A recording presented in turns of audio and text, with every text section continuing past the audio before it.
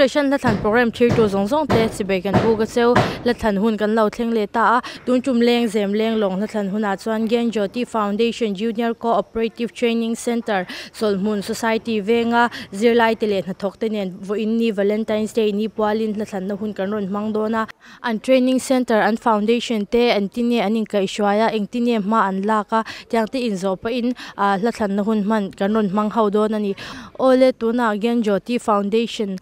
training center a zirlai te le na thok te ne na la than na hun kan man te ilo thlir hawangu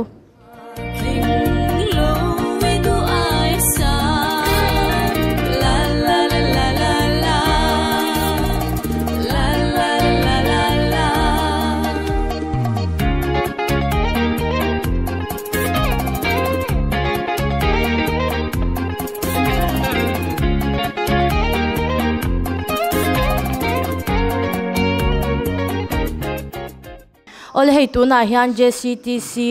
center head office kan omeka hei kabula hian center head oma ani hian laron thangdon la than mai zon tlem te kan zo tanga sar amma sa in iming le khwate mi shil them coming to David Lalhum hima ania selling khuwa kani ole ani le hei thir tu ten an lo sha chan le zwal theinan in training center chungchang hi ya toikim chang takin mi shil them ole kalome kan training center ming hi Gen Jyoti Foundation ti ania kan head office te mai kan headquarter hi Guwahati ya oma hemi foundation hi kumsang ni le pasari dai to adin kha lo nia chuan tuna hian Northeast state rang hian center training center kan ne ta chuan skill lampang rang I kan kalpui mega ta chuan tun thlenga kan success rate po hi placement a hian 93.31% vel ni in thalai mi sing khat chuang na kan mu sak to training chuak anom to tina ni chu teng chuan Aizawl center bi ki nikum August thla khan kan hong chawa ala thar khop maya teng chuan batch ni kan tir chuak to batch ni a chuan mi somnga le pasari an nia chung ho chu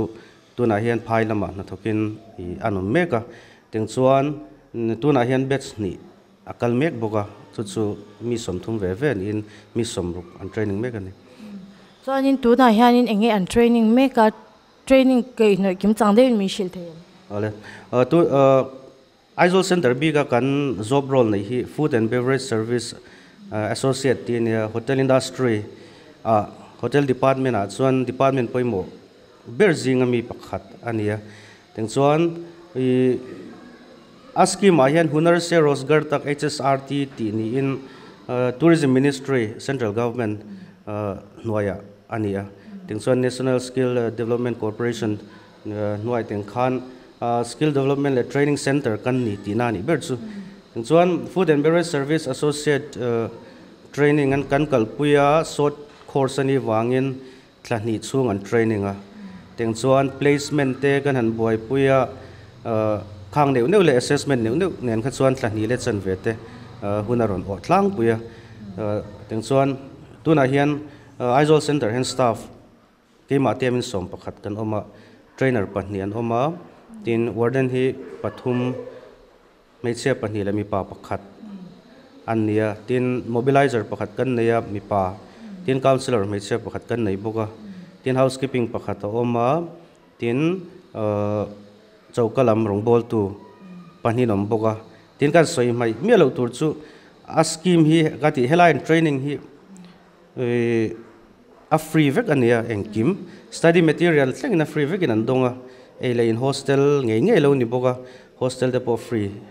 in ta hian an ron oma ting chuan atlang puin tingtlang lam hin ron bon sa tun truma hian naupanga hian Manipur lammi te po kan nei Tripura mi te po kan neya teng chuan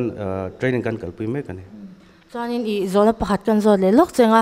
placement chungchang kha soiria kha engtiang in na in zon sak khoi hmuna nge in zon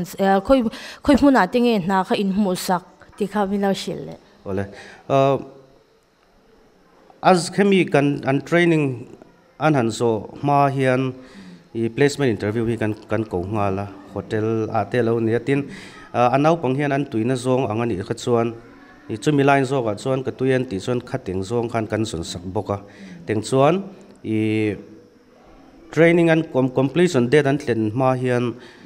placement interview kan kowa teng chuan I phone call mangten lon video call mangten interview kha an ron ne khulam hotel lampangin teng chuan I an select ho kha chu an tlen na hmuna khan an kalmaya tuna hian batch ni an chuak to batch ni ho hi group ni in Sirdi Maharashtra kwan an oma hotel pahnia chuan Pune a kwan group khata nom boka tin Bangalore om anom boka tin Mumbai om anom boka Goa om anom boka tin Madhya Pradesh om anom boka chu kan batch ma sa ho placement I din hmuna nia tin tuna mi ho bo hi placement interview kan ko tran mek boka atling te pon om to atam zo ki chul ma ba kan lani na mu kha chu na kha chun mude ong nge tlang pu ni mo in ti sakte kha chuan an mani na I ka thok le lo mayang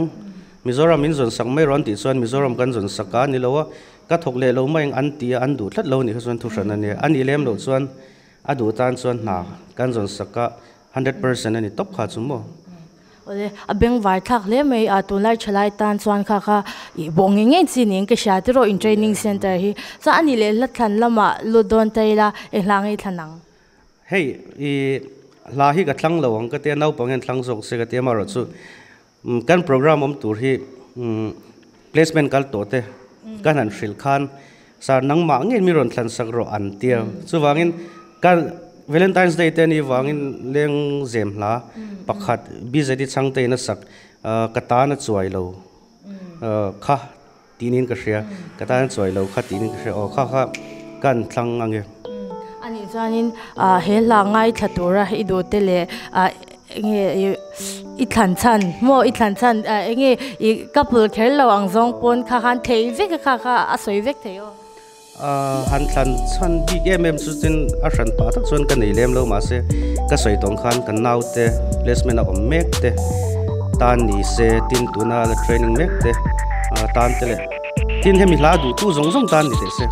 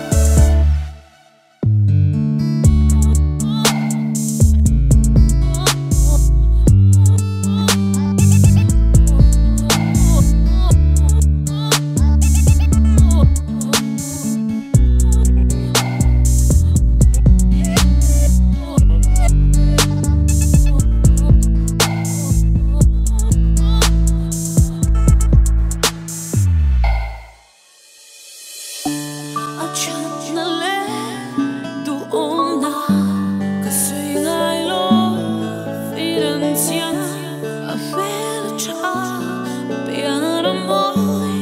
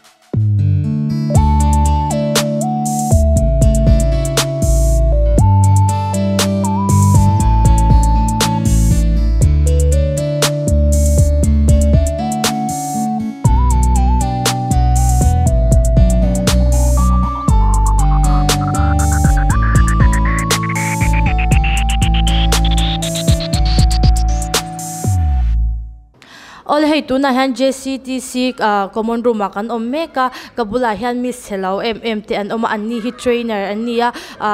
la ron thlang ve don la tlan mai zon tlem te kan zo tanga ama sign miss in mingle khwa temishil them veng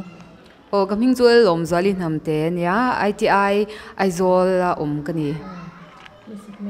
o kaming zu la ram wan pui kan ya dur tlang le tana kan nom o misi kan zo tanga tuna han trainer engzat nge chewa engtiang in training in kalpui dan mishil them tuna hanin trainer hi pani kan oma kan training dan chu topic hi kan in sem to pa theory le practical kan ti tir bera chuanin he thianin aman rem chanin soft skills hi arun ti pui le zeu thin chuan ani le practical po khanang manin in teacher mai mi o ni me ke mani vekin chuanin trainees in trainees te zirtir an har sa em Chinese te hi an background hi nang lo khop me a chen hi chu ha thak ve de English thiam lo de te nom ve a mai ro chu anol pui thu chuanin zirtir an nuam ole abeng var thak le mai ani chanin hei Valentine's Day pwal la thlan ania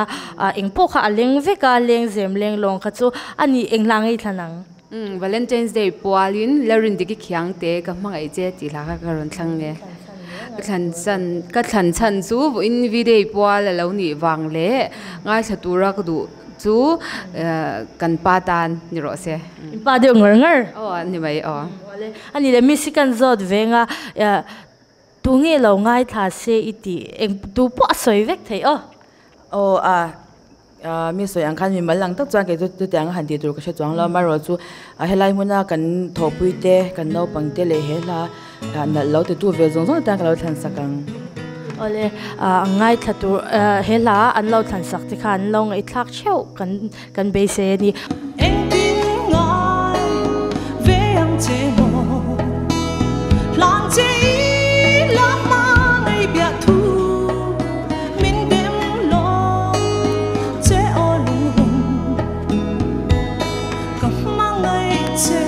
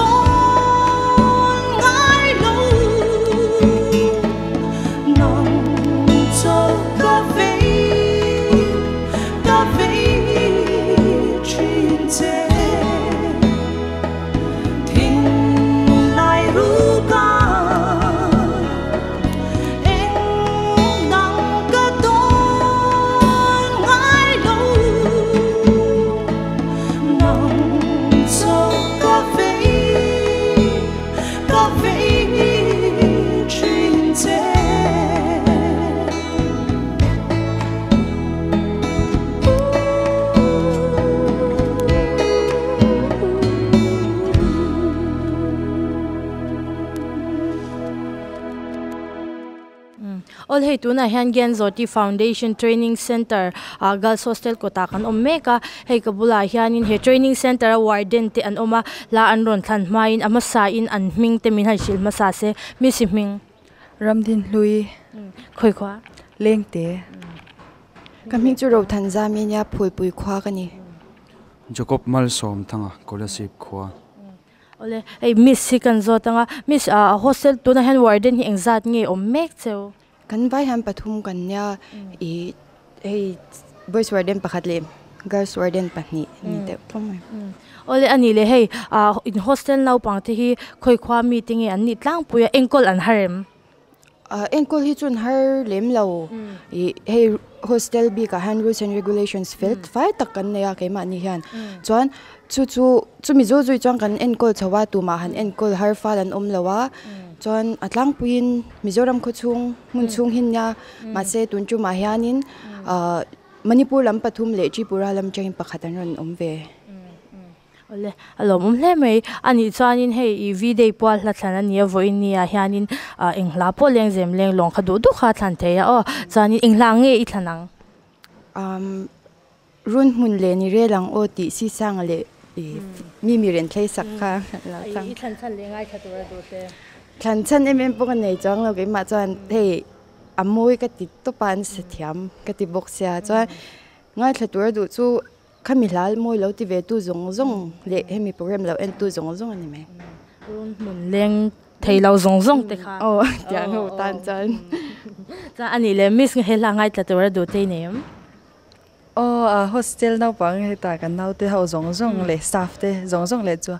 lo ngai na tu ve zong tan thlang sar ngai tlatura do te le naliti chan chu tinga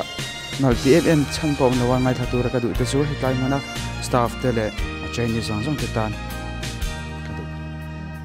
mana khwa mun len lai ka mangai ber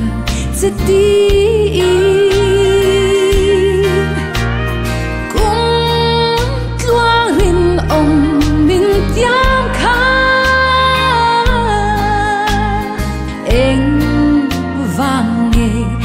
sút lên đi tia thu sút cả tung em lên mà sẽ cắt xin lại lên tên cũng su po à về mà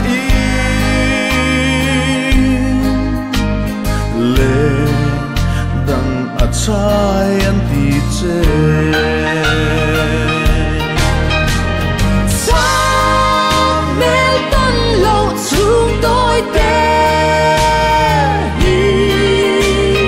ai lúa em đi lung ru đi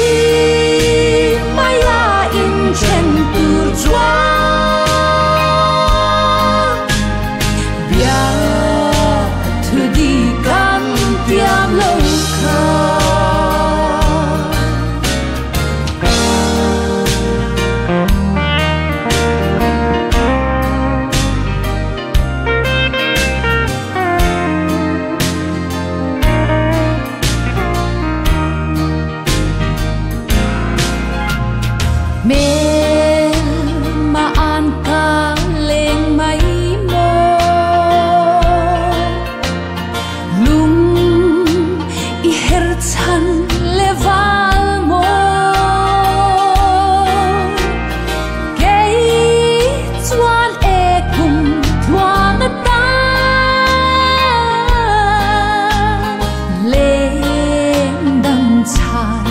tum nem le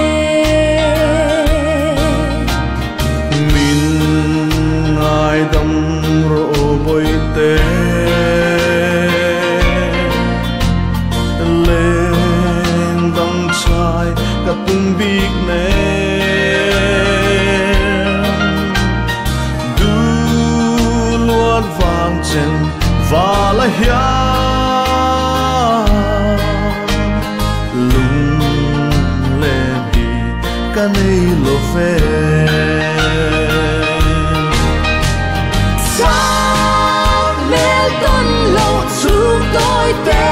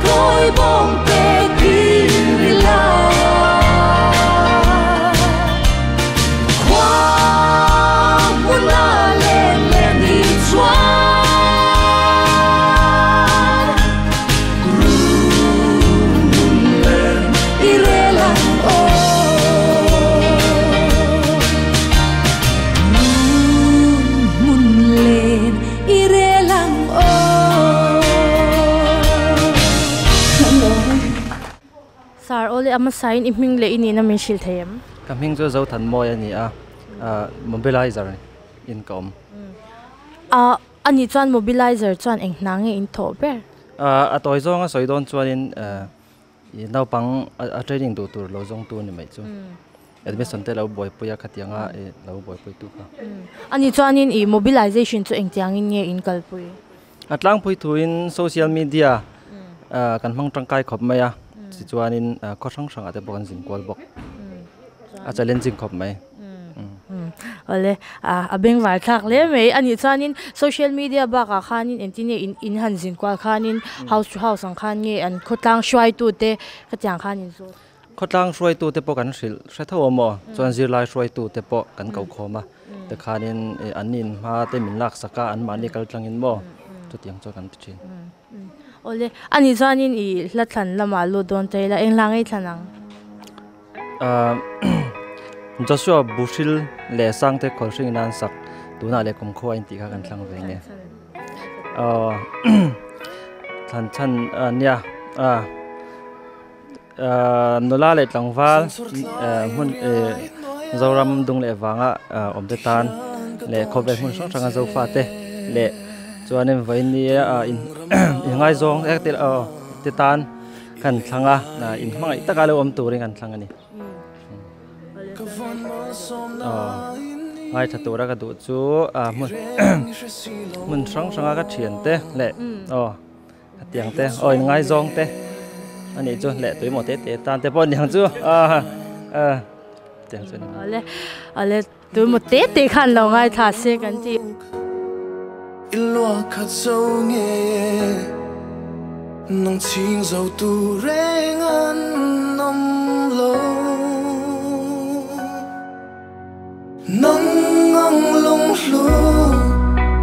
char tu ya shing nun wal tin ka lo so mo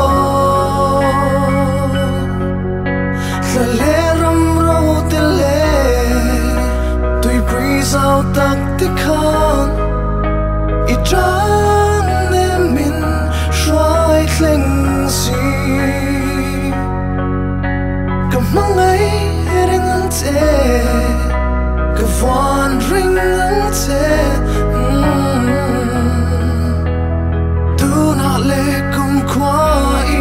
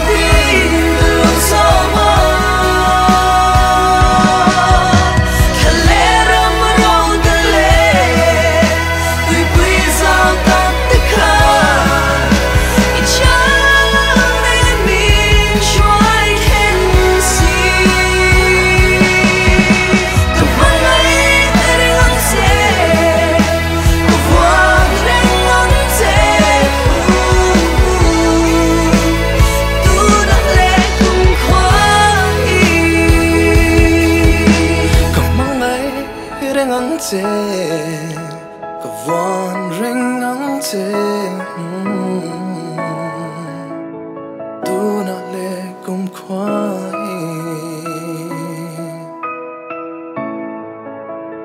tu na le kum khwai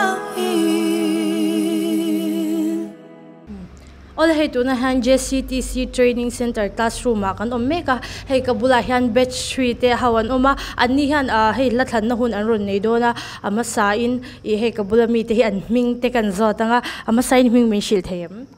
kaping zo rebekal zompuin ya kaping zo na somdong Kaming zu zon moi. kaping zo lal mangai zoli Kaming zo lal ram engi het lai mi kan zot ve de teng iming min shil them Kaming chu Felix sal du sa ani. Kaming chu lal din tlonga. Ole hey kabula mi him mi si kan zo tanga ama sa in iming le ni na khami shil them lal ram engi kani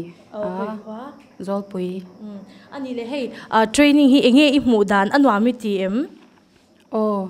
ka be se ai na changtlung katia tin building le classroom le tiang mes le tuithleng min provide cha a tin chu mai ba ka amun ma hi zirlai no pangtan phei chuan arem katia mo chuan trainer smart le experience nei cha tak tak ten training min pe boka tin zan lama conwarden fel tak tak ten devotion te min nei pui le thlap boka heng te hi moral education tan cha ka te lu tuka ka hlok pui theilu tuka ni chum chuan placement vela kan kal huna te po anzirlai no pangte an ngai venzuin an bo zui zel thina ni ti ka sia ti han angai that thla ka athlamwanam thla ka tia he institution a karon training thei hi van nei ka inti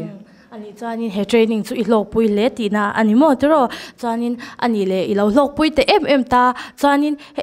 I training zo eng tanga omngi tum placement interview wa te pathian zara kan tling ve hlawani chuan hotela company khat vel tho a experience chatak ka nei huna ai sang zel tho katum alom lutuk ai sang zel thleng tur pon do sang na kan han lan che ani chanin hei la than lama lu don tai la vo ini he Valentine's Day pal la than ania eng pu khaleng veka soi vek thei o chanin ani le eng langai thanang zau muan pui I cham reng thina sin te ha ka thlangang du than te ka chian te zong zong tan le hela lo ngai na ve tu zong zong te tan ole ai ka bulami kan zat lenga hela lo ngai thatura han bu te khai neim Tunari tak em zon nation pa suang lo ma se abik takin ka chung te tin kherang ka chung te tan khan ka lo thlan ke pang ole kan zat ve le lok hela ngai thatura du te han than chan ve de te khai neim okay in ke poyan ka chung te varing te anoma an mani pon lo ngai tha se kati lo ngai tha ve kang tro nang nge hi lo ni e nang nge hi kalung dum tu nang ne na alen tun hu ka ngak le le ka thin lai ti hip tu ran lo nai ro ka kia nga hia tu dang re ka ngai lo hlim ten ileng du nang o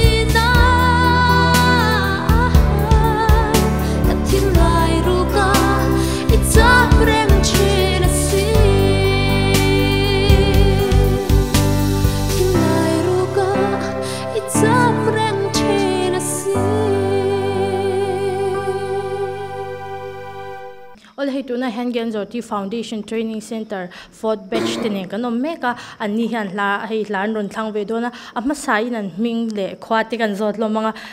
ming le khwate mi shil the Kaming to Christina Laram Nunya tan Sheila Chankaran ka. mi shil the Kaming to Kim Nun Moinia ko lisip khwatang. het la hang kan zot dek teng ming Kaming to Bisalania ka chu tu chong ko atang. ole can you tell me your name and home address? My name is Aman Lachan Puya and I'm from Chalmun. Okay, so what is your experience on this training? I really have a quite good experience, and I think this is a good opportunity for lots of the youths right now, just to move ahead with their life, I think. And the teachers are really great, and they are being a good role model for us. And yeah. And then, so what is your plan after you complete this training? I know like there is a wide scope through in this field, so I'm planning for the bigger things. There's a wide scope, so I'm just planning to take up the bigger opportunities. Yeah. Okay, so I wish you luck also for your future. And then so today, what is your choice? Like this is for Valentine's Day. What will you pick? A message. No, like a song. Song. I would like. I think it really have a good message in it. Yeah. Why did you choose this song? And do you want to listen this song like? I would like to choose in behalf for our batchmates and the one who have already went out and the one who are currently working. Yeah, for them. I think it really have a good message. That's why.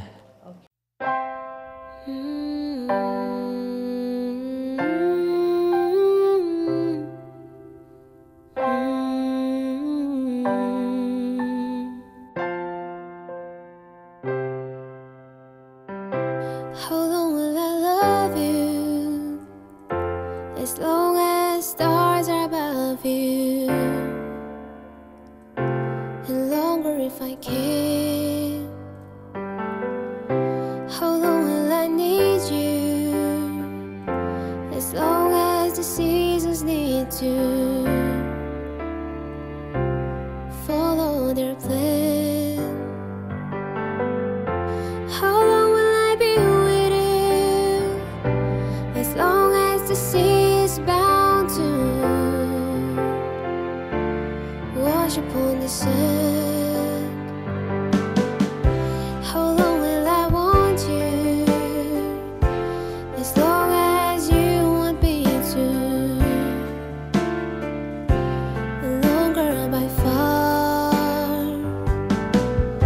How long will I hold you? As long as your father told you. As long as you can. How long will I give to you? As long as I live through you. However long you say. How long will I love you? As long as stars are above you. And longer if I may.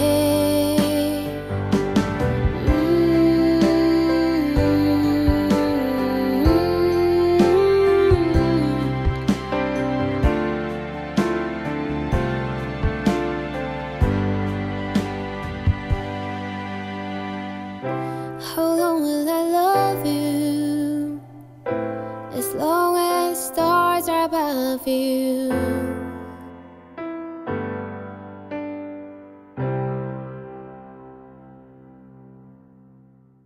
All hey tuna Gen Zoti Foundation practical room kan omeka hey kabula hianin lathang turte an omvea lan than ma in an ming veng le khwate han soilom se iming le khwa Kaming Sul Rim Sang in the Tianzol Kwakane. Can you please tell me your name and home address? Well, my name is Salem Terry. I'm from Kanma, Mizoram. My name is Santana Devichakma from Kalungle district. My name is Zhao Sang. I come from Tikwa North. La an than mai zo na tlem te kan zo tanga. So what do you think about this like a training institution? First of all, I would like to say this training, I'm very lucky to be in this a part of this training, and I'd like to highlight about my training. First of all, we got trainers who are well experienced, and even our training center is well, as the curriculums are well structured and furnished. Overall, I found this training I feel like it's encouraging me, and it's hopeful for me, and I will try your best. Oh yes, I will try my best. So do you think this institution give you like a bigger opportunity? Yes, I feel it give me more than I expect. It give me a lot of bigger expect than I hope. I hope you have like success in your future, all of you. All tuna latan na huna kan lo tanga inglangi thanang bizeti tau chonglin imoi bereti la sakha kalo thangange ani le imoi bereti chu I thlan chan le ngai thaturai do te thlan chan em kan nei law ma se helai muna e zirlai zongjong te le kan Chinese te tan ka thlang boka chanin abik takin puma pia tan ka thlang boka ne. Whom do you want to like listen this song? To my classmate, my mate, then those who are willing to listen this from their hearts, for all of them.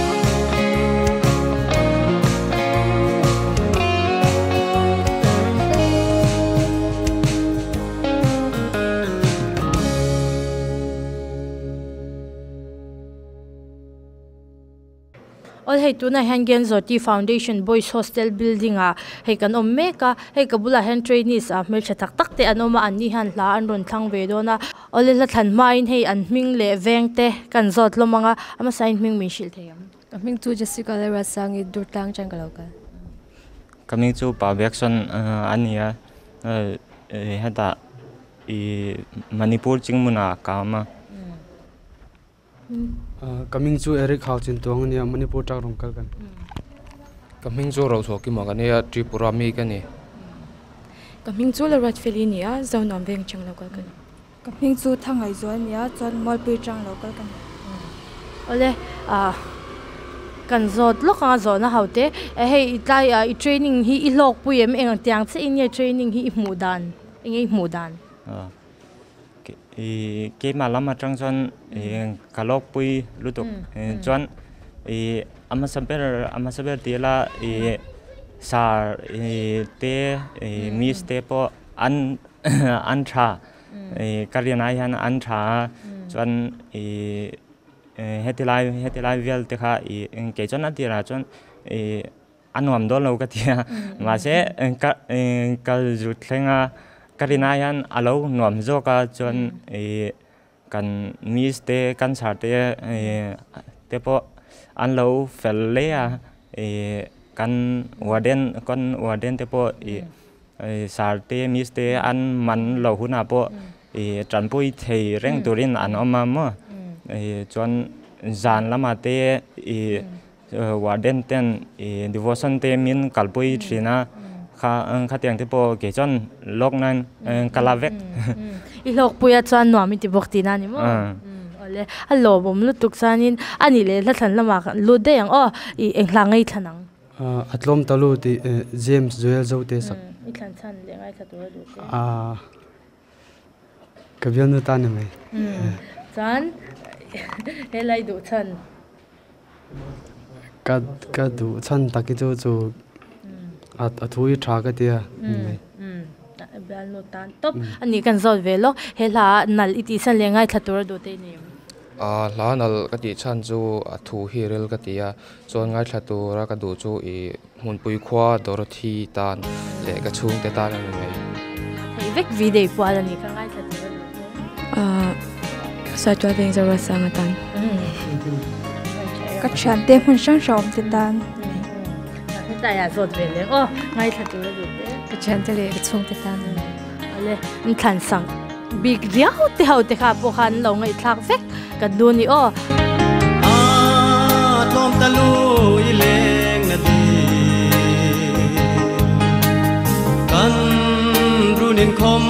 moi zau no eng lei nam vang nei khai le đôi ru na lên thấy ta cả hạ ca sil ngâm lul lo ô đi cả mang ấy em lấy chế in đi lom na tiếng anh đi cột chân và đang bị bom san le mel ro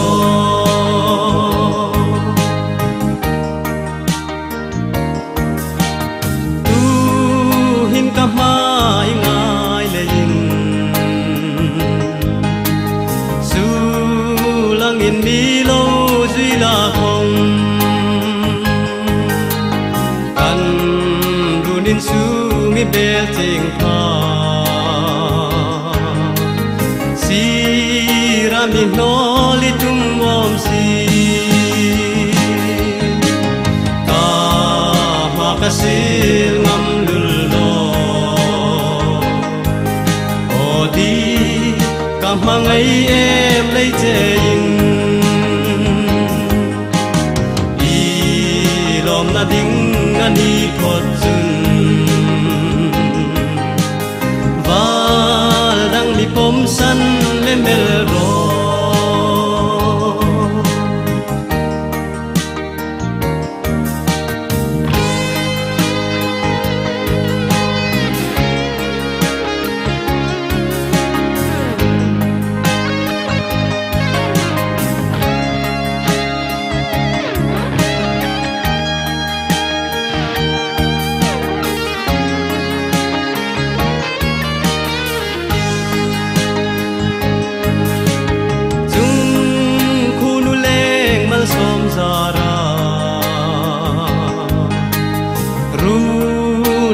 kan leng ve lau chun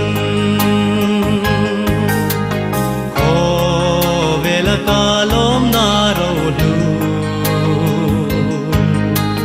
ngang nghe hi zong suk lem ka che ka ma ka sil ngam lul lo o di ka mangai em lấy che in i lom na ding ani phot chun val dang ni pom san le mel ro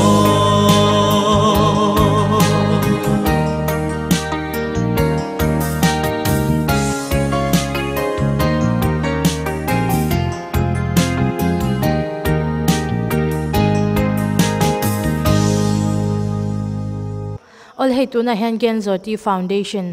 hola kan omeka hey kabula hian in trainees te an oma an ni han lar non tlang vedona ama sa in I an ming te min han shil se ama sa in ming le khwa te min shil thayam kaming chu zon an tlang in ya then zol khwa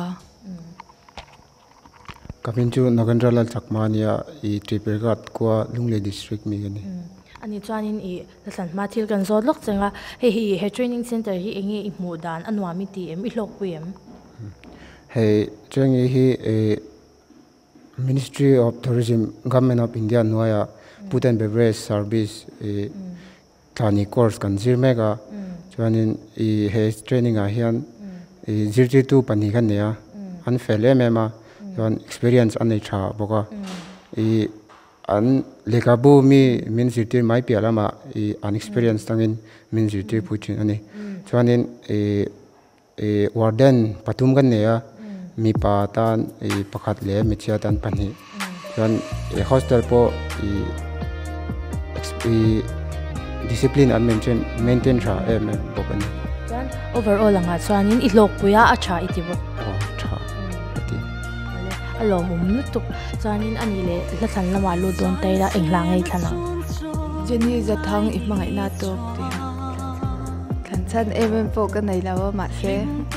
tu em ba tan kha de bai alawin shme yang lawin shme don ani chu ani chanin ngai thatura do te le he la nal iti chan mizola zu ga shewak lawa ma se katian te tan ka tang so sakbok ani zirpu zabon tana mangai na ineng ki mahwa mangin itan so karinom selanga kum tuanga ta sui lung rola leng duni chen sai reng ire longo mi u kum pui sul tampo veise sat mel hayang terma se kata imangai na ato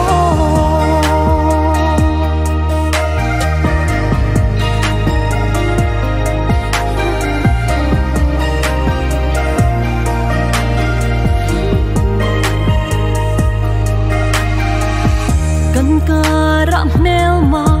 shang ma se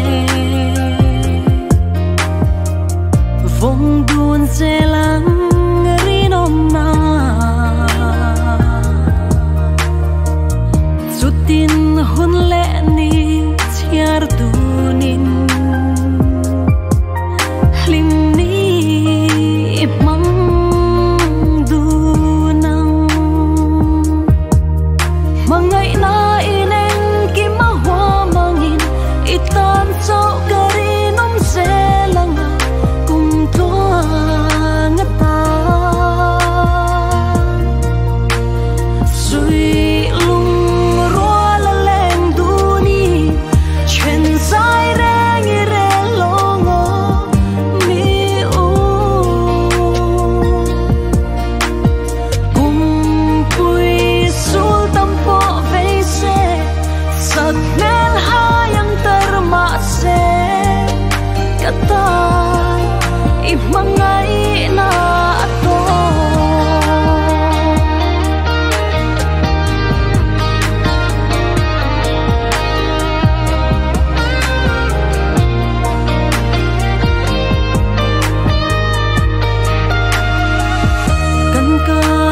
mel ma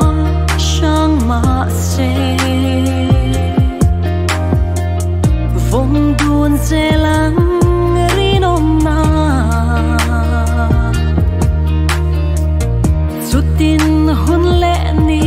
tiar dunin lim ni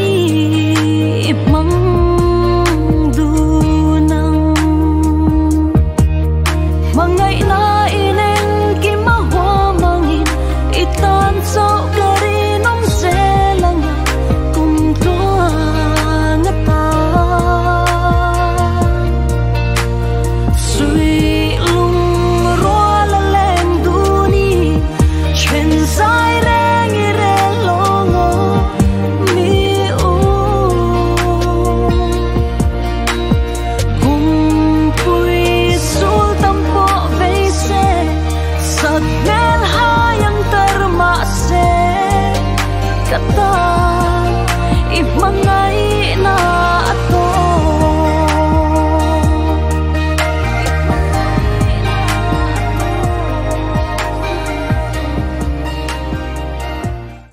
ole khati zong kha tun tum leng zem leng long na than huna vo ini Valentine's Day ni poala Gen Jyoti Foundation Junior Cooperative Training Center zirlai tile na thok te ne na hun kan man hau thei te chu ania kan program atir changa top thleng mi lau thlir sak tu te chunga lom thu kan soya tin vo inni atan han ke ni hi ke ni lamte he program sponsorin vo inni hun man pui torin minron soma anni chunga po lom thu kan han soibuka tin ke ni hi soma sponsor thei reng kan nia phone number 9436354464 atihan SMS call le WhatsApp te intiglai po biak thei kan ni e tin ke ni tin kan program hi WhatsApp YouTube le Twitter ate intiglai po update thin ani kan program mi lau thir saka wangin kan lome